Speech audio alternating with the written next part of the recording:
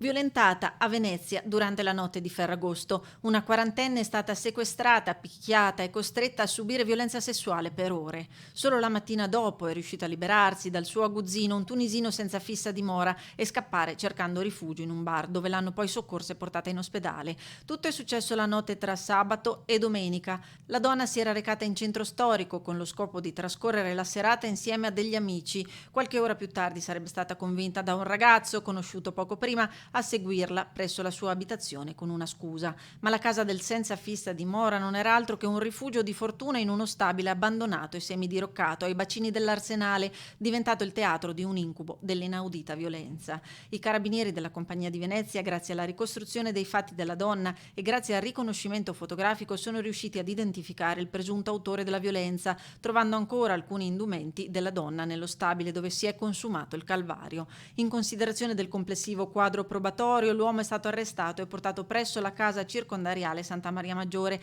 a disposizione dell'autorità giudiziaria in attesa dell'udienza davanti al giudice per le indagini preliminari. Dovrà rispondere di violenza sessuale e sequestro di persona.